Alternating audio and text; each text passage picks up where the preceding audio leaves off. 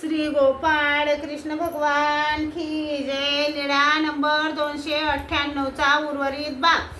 सर्वज्ञ म्हणाले, देऊ पैठण भागाला हो काजी. सर्वज्ञ म्हणाले, साधे हो, तुम्हाला एकटीला जायला माहीत आहे?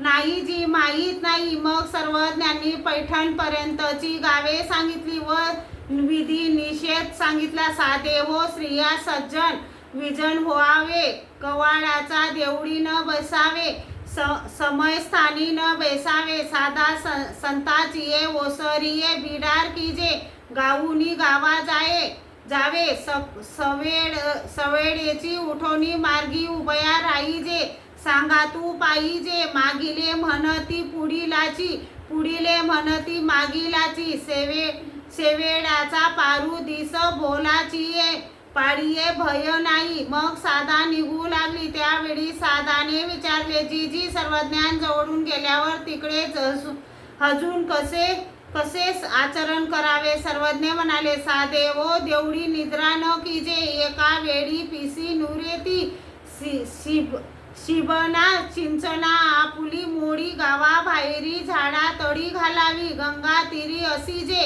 साधा पाचा दिसा आपली दावली दावीजे, अटन ते निरुदेशे करावे, झाडा तळी विजन कीजे, हाती अति असुरे स्थानी नसावे, असावे येसे तोंडावरी पाडुके घालोनी, नाम स्मरण करावे, नामी अभिमानू जात आती हो जी. मग तशीच निघाली. सर्वज्ञ पुढच्या दरवाज्यातून भिंगटेपर्यंत वाट लावायला गेले. मग मठाकडे आले. त्या दिवशी सर्वज्ञ राहिले.